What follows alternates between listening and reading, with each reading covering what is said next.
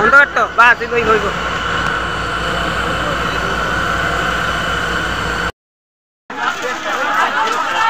শেষ ভাই একটু আগে দেখছি দূর আরে দেখতে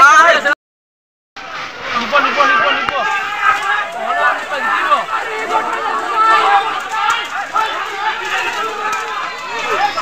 এইদিকে মারতে দিল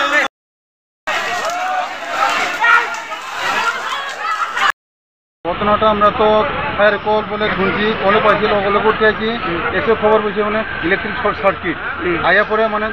ঘর মালিকও গরু আনতে গেছে কেউ নাই করে এ কারণে তো আগুন হঠাৎ করে ফট করে বড় হয়ে গেল জিনিসপত্র সব কিন্তু আগুনে একদম পুড়ে গেলো কয়েকটা রাখিয়ে দিল না আগুনে কিন্তু একদম একটাও রাখেনি বিরাট বিশাল ব্যাপার 10 থেকে 12 লাখ মধ্যে ওইটাই বা আরও বেশি ওইটাই পারে মালিকের নাম তো সুভাষ চন্দ্র দাস বাবা অঞ্জলি চন্দ্র দাস তোর বোন কি পশ্চিম কালীবাড়ি সভাপতির ছোট ভাই 36 নং বুথ সভাপতির ছোট ভাই তার ঘরে এখন এসে জানতে পারলাম যে বিদ্যুতের শর্ট সার্কিট থেকে আগুন লেগে সে সম্পূর্ণ তার ঘর ভস্মীভূত হয়ে গেছে। তো ক্ষয়ক্ষতি এখনই নিরূপণ করা সম্ভব নয়, কিন্তু প্রাথমিকভাবে আমরা লক্ষ্য করতে পেরেছি যে ঘর থেকে কোনো কিছু বের করতে পারেনি, কোনো সামগ্রী বের করতে পারেনি, কোনো কাগজপত্র বের করতে পারেনি। যখন আগুন লাগে তখন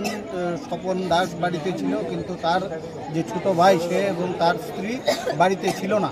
তো প্রথম স্বপন দাসই দেখতে পেয়ে পাড়া প্রতিবেশীদের ডেকে আগুন নেভানোর চেষ্টা করে, কিন্তু আগুন নিমিষেই সেখানে সম্পূর্ণ ঘরকে গ্রাস করে ফেলে এবং সম্পূর্ণ ভস্মীভূত করে ফেলে। ফলে প্রচুর ক্ষয়ক্ষতি হয়েছে বলে আমি মনে করি। পরিবারটা সম্পূর্ণ নিঃস্ব হয়ে গেছে। আমরা সকলের কাছে আবেদন রাখবো যে সকলে যেন ওনাদের সাহায্যার্থে হাত বাড়িয়ে দেয় এবং প্রশাসনও যাতে তাদের সহযোগিতা করে, সেজন্য আমি প্রশাসনের কাছে অনুরোধ করব।